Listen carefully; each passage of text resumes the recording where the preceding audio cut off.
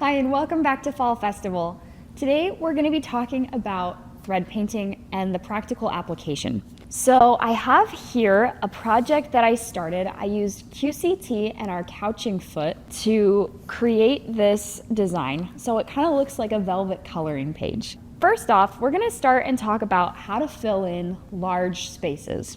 This raccoon has a ton of empty space, and you can see some of it is already filled in and some of it is not. So the first thing that I went around and did is just added some basic loops. So you can see it's kind of like scribbling, but in doing that, it creates a base layer and you can't really see it unless you know it's there. So once you go back over it, it's not a big deal. So we're gonna start here at the bottom and we're gonna add a little bit more density with that. So basically what I'm doing is practicing my loops. It's a great way to just go back and forth, and it does help to eliminate some of that thread breakage. So as we go back and forth in these loops, you can start to kind of narrow your loops so that they're similar to lines, and we're just filling in that white space. Now we can start to kind of go up and down, and we're basically just adding texture. In this small space, I can go back and forth pretty quickly and give it kind of that embroidered look. And the nice part is that couching is very forgiving. So you can cover it up quite a bit and you won't even be able to tell you stitched over parts of it.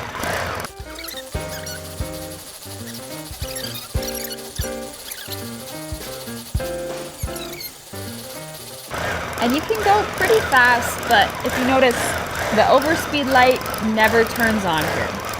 So you want to fill it in, but make sure you're not overworking the machine.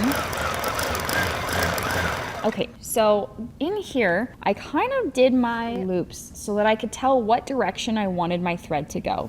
Similar to how you would change direction with a colored pencil to add the texture or the direction you wanted with your art piece. So I'm gonna go ahead and start to angle my stitches and kind of give it a little bit of curvature so that it lines up with this edge piece of fur. And it will naturally just kind of meet up.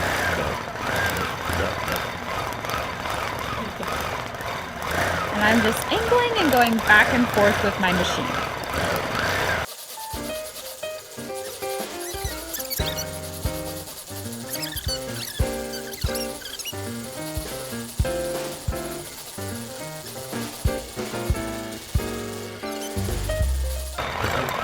And this is something you don't have to have any particular skill for.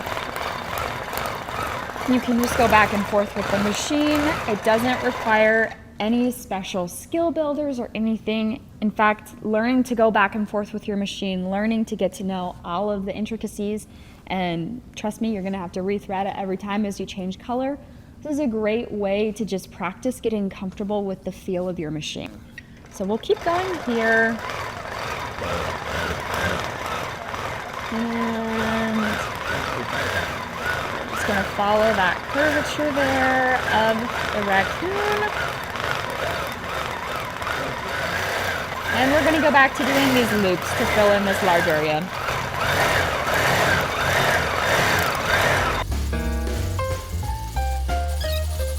I also wanted a clear field of view when I did this project, so we are using the 360 Wonderfoot. I tried out several different feet, several different colors of thread, and I will say that using the Wonderfoot to fill in like this is the best way to do it. The other thing you can do is play with your SPI. I have my machine in precise mode, so that way when I stop, my machine stops. I don't have to worry about it adding extra stitches where I don't want it to, or creating extra holes in the fabric or layers or anything like that. So I originally started this filling in at 12 SPI, and that's stitches per inch for those of you that don't know. But I started at a really, really dense stitching pattern. And I recognized that maybe that wasn't the best way to fill this in, and it was adding a little bit of extra burden on the machine than I needed to give it. So I lowered it down to 8. And dropping that SPI down gave a completely different look to the thread painting that I ended up just loving. So play around with your SPI. If you're doing something dense like this, maybe lower it down to an 8, even as low as a 4. See what it does for you, because it could change the whole outlook of your design and end up looking really awesome.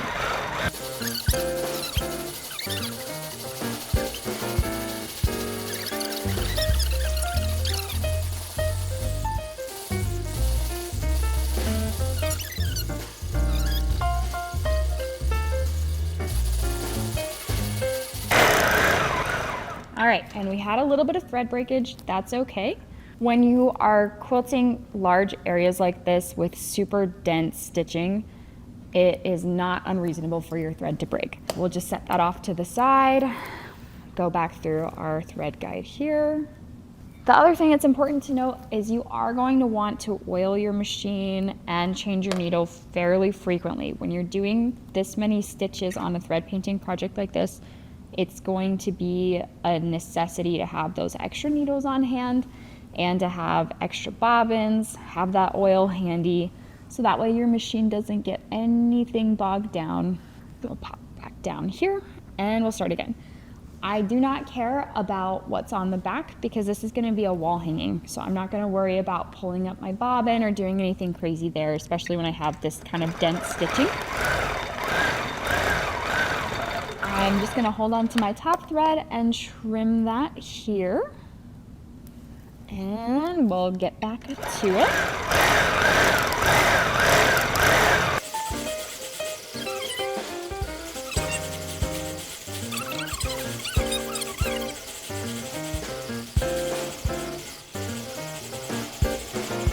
This is also a fun time to experiment with those thread colors you wouldn't normally use, to find out just kind of what they look like when they're stitched out, because sometimes it looks very different on a thread comb than it does stitched out on your project.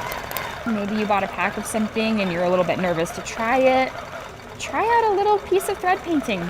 Make a little design. You can either draw it, you can couch it, whatever you want to do. Fill it in and make something beautiful.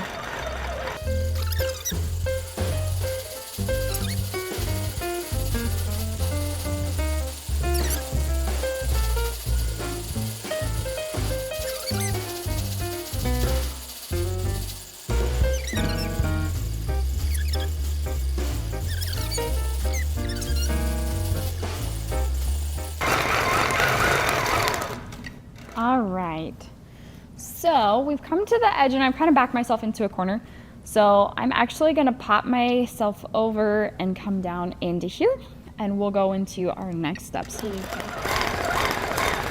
we're just gonna travel and meander down there.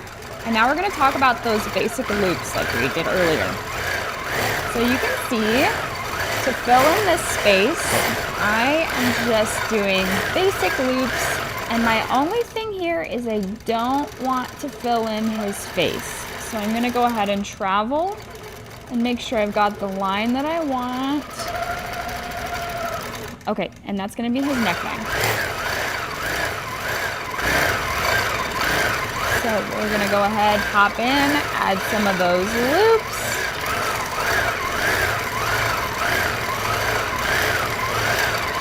All right, and we're gonna come back up and down and fill in this area here.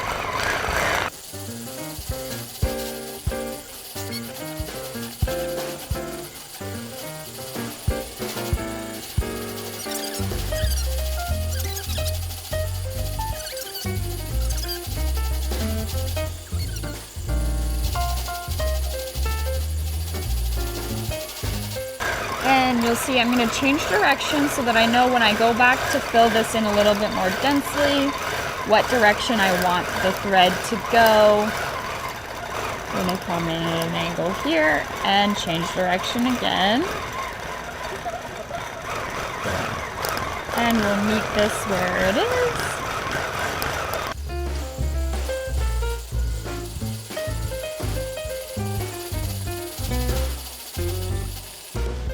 All right, so I'm gonna go ahead and finish this blue section later.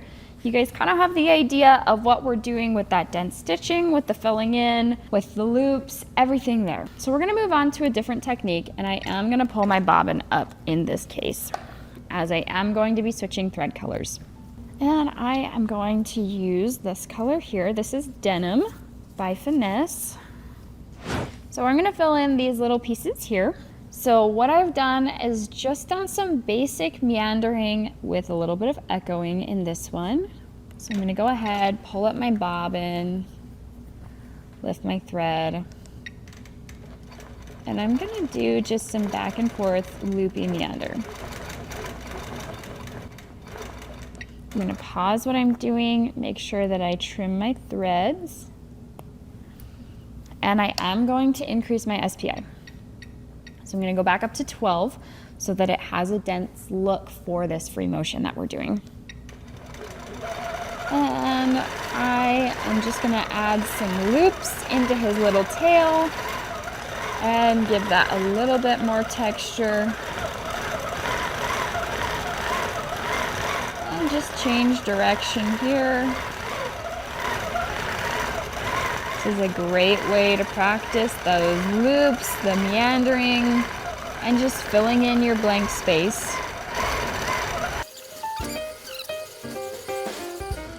All right, so we've gotten that one done. And let's scooch on over to this one. And I'm gonna do some waves here again, like I did previously.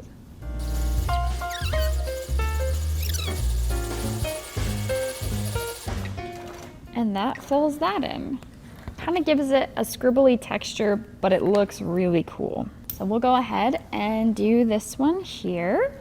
So I'm gonna pick it up, go back and forth, come down, and echo those lines. And that one's full. Now we're just gonna keep picking patterns that will fill in the space. Remember, it's a coloring page, so just have fun with it. Whatever you do, make it yours.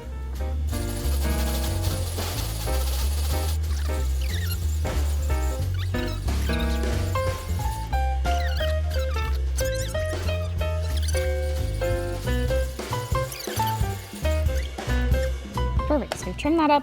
Now all of these little sections are done. We've got an arm here, and in that one, I did some swirls. So we're gonna change thread color again. We'll go ahead and pop that right out and swap to this minty color. And this is our ice blue. Okay, so I'm gonna pull up my bobbin thread since I am gonna be doing some swirls. This is just some fun little free motion that we're gonna go ahead and do here. So we're gonna start by doing just a little swirl and echoing around and swirling some more. And now I'm gonna go ahead and trim my tails so they don't get in the way here. All right, now I can swirl my pieces again. And I'm just gonna echo around, add some swirl, add some texture to his little hands here. And it's kind of fun. It is a little bit hard to see, but when you look up close, you can see all of the texture that we've put into this. All right, we've got his other little arm taken care of here. Now we're gonna tackle this big flower here. I'm gonna go ahead and add in a nice burgundy. I'm gonna go ahead and swap my foot out because I'm not doing that dent stitching anymore. So we'll go ahead and take off that wonder foot here. And I'm gonna use my open toe foot. So we'll go ahead and slide this on. And we're gonna pop back over to this flower here. The nice part about the 21 is that it's great for thread painting. You have so much throat space that you can come all the way down. You don't have to worry about it. There is so much room for all of your designs. I want these petals to have dimension.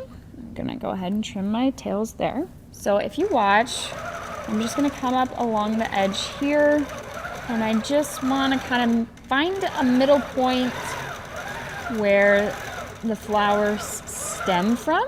And then I can go ahead and add in those loops. And I just want them to gently touch the edge, so we're barely crossing over each other.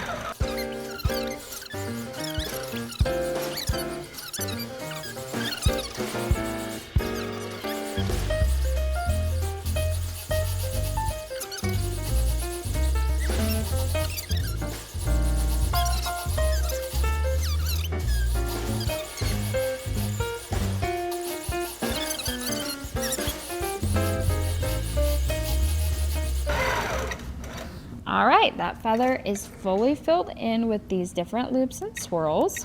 So we're gonna go ahead and fill in the stem of this rose. So we'll use this guy. So what I wanna do is echo the outside lines.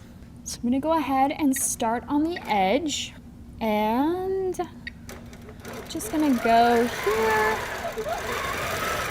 Echo that edge kind of like a tree swirl. And that fills in our rose stem. So I'm gonna go ahead and roll my fabric back a little bit so we can talk about some of his facial features and some of the flowers I have towards the top. We'll roll up just a little bit. There is going to be a lot of fabric shrinkage. So don't be alarmed if you are doing a project this big and you have this dense stitching. There's gonna be a lot of that shrinkage. It's unavoidable. So we're gonna go ahead and fill in this little leaf, and I am just gonna go back and forth but loosely. So you can see over here, the density of this stitching is very different from what we have here or even here and here. So this, you can still see the white through it. It's kind of like DNA. So it's a fun way to fill in your space. And we're gonna do that right here on the leaf of this daisy. So we're gonna just start going. And crisscross as we make that texture there. And now that leaf is filled in. Thread painting does not have to be as dense as we started with. It can be something as simple as just filling in with free motion, or as dense as filling in with that strict back and forth and getting that texture there. I'm also going to talk about some pebbling. So you can see in his ears here, I used a variegated thread. So this thread here is cotton candy. It's a variegated thread, again by Finesse. Everything we're using here is going to be our Finesse thread. So we're gonna go ahead and start right here in this corner. And I'm just gonna be doing different size pebbling to fill the space in his little ears. And I am crossing over myself a little bit. I'm not perfect at pebbling. It's something I'm still working on, but it's just kind of fun to do, and it's a great way to fill that space. And it's really fun with the variegated thread. You can really do a lot.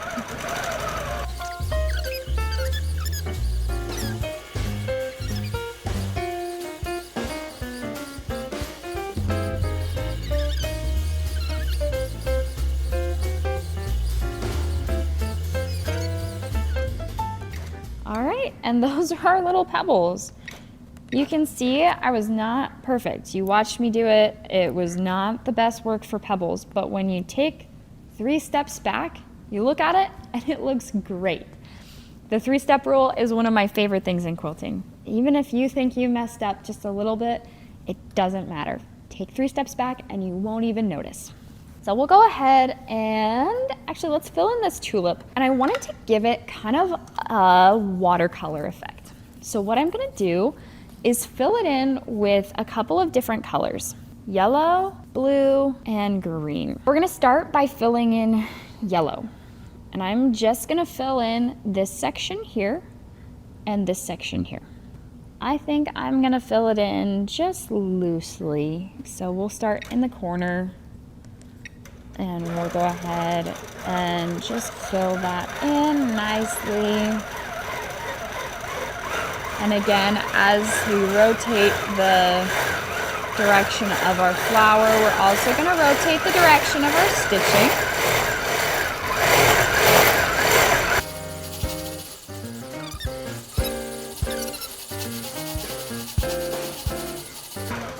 So we've got that in there. We're going to add in our blue.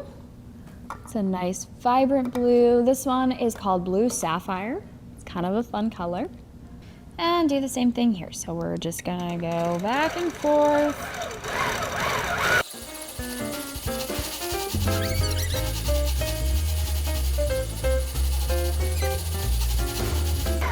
All right, so there's our blue. And now, last but not least, we've got our green. And this is leafy green.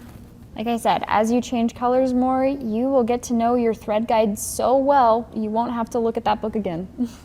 We'll start in this bottom corner here.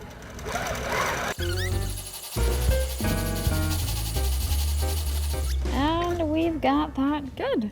So where the two would cross over each other, you've got a nice green, and then your yellow and blue, and it makes for a fun little variegated tulip. And your flowers can be whatever you want them to be, or whatever your project is. Just make it yours, make it beautiful. So we're gonna go ahead and roll again, and we're gonna go to some of his facial features. So I'm gonna roll the machine up to about here. All right, so we're gonna go ahead and tackle his eyebrow. And I actually used the same dark blue as I used down below. This is our denim color from Finesse. And we're gonna use the same technique as I used over here. This is just swirling. It's a great way to practice, worry-free, because it doesn't necessarily matter. And we're just gonna swirl and come back, and swirl and come back.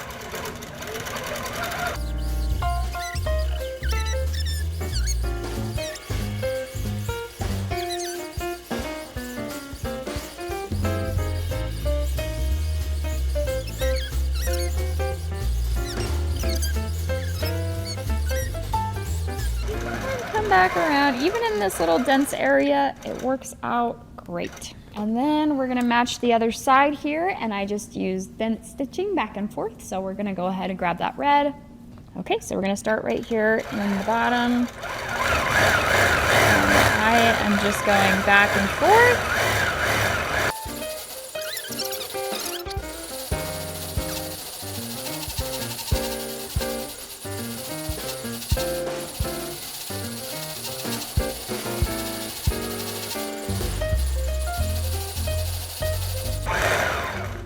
All right, and we've got his rosy cheeks done. Now we can focus on the outside of his nose. So I'm gonna add in midnight blue. And it's a little bit different than denim. Denim has a little bit more green to it. Denim blue is that nice navy. So we'll go ahead and thread that into the machine. And we're gonna do that nice tight cross hatching where you can still see a little bit of the white fabric behind it. We're just gonna go ahead. And I'm just going up and down in this tight motion here.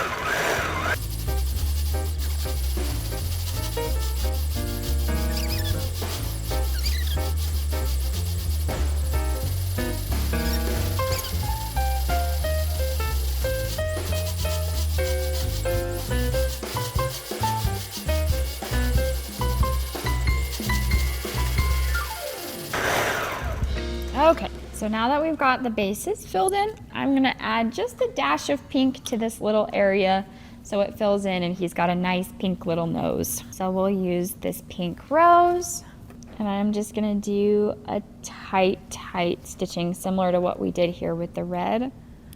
I'll pull back on some of the couching. I'm actually gonna go over it a couple of times to give it that full and desired texture that I'm looking for.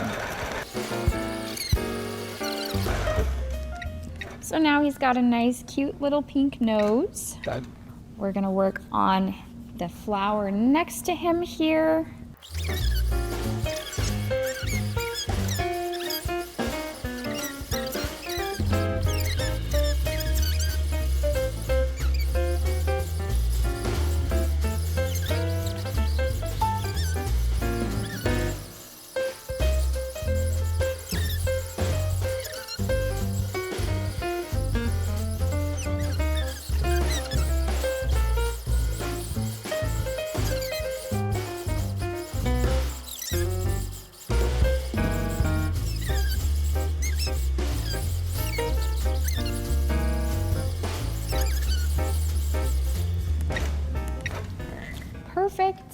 And that turned out so fun. So the last thing I'm gonna do for now is go ahead and highlight underneath of his eyes.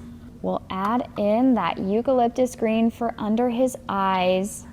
So this is a small space to fill in, and sometimes that can be really easy and sometimes it can be hard. But I think for this one, I am actually gonna put pebbles under his eyes. Little tiny pebbles. Actually, you can't really see that, so we're just gonna go ahead and fill it in. The same way we filled in his nose, just going back and forth. And that's the fun part. If you don't like a design, just cover it up. Nothing wrong with that. The same way you'd color over it with a colored pencil, we're just gonna color over it with our back and forth thread here. And you can't even tell that there were ever even pebbles there. And we'll go ahead and start over here. Sneak in there.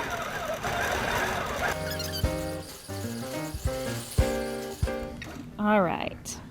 And we're gonna just set this aside. I am going to fill in the rest of that blue, and then I will join you back in just a few minutes.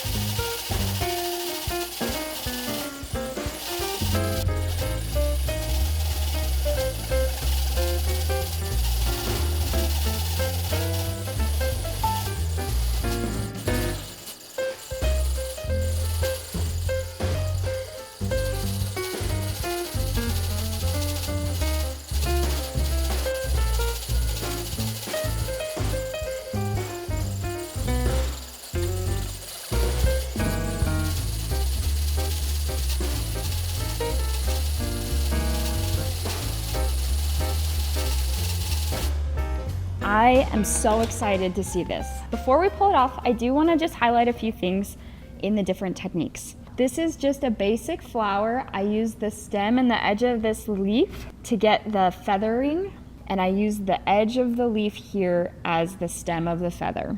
This one we just did at the end, so that was a basic loop back and forth, some basic swirling, really simple. This one here, same thing. It's a very easy swirl all the way around, and we made him symmetrical, and you can see all of the mistakes, but again, when you use that 3-step rule, you can't even tell. And then the detail in his body. You can kind of see some stuff underneath, but barely. His hands are super fun. They show a light highlight, just really simple swirls mixed with feathers. And then we had our straight lines that we used here for his muzzle, and the cross hatching for the edge of his nose. And then we have here just some basic lines that we put in. We have some basic loops. You can see where we changed our SPI and see how much of a difference that makes.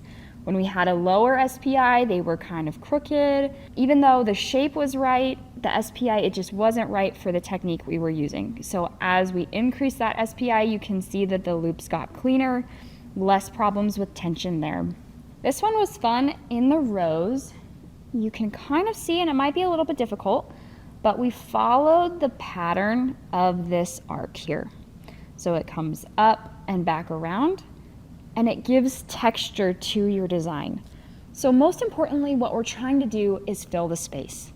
But as you go through and just highlight and follow, just echo back and forth the design that you already have, whether you're thread painting on a quilt, a blank canvas, or a project like this, it doesn't matter.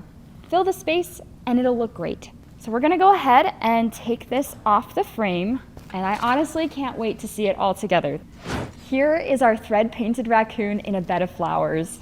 Thank you so much for joining us for this segment of Fall Festival. We can't wait to see what you create. Share on Instagram, Facebook, in your quilt guilds. We are so excited to see what you can create with thread painting.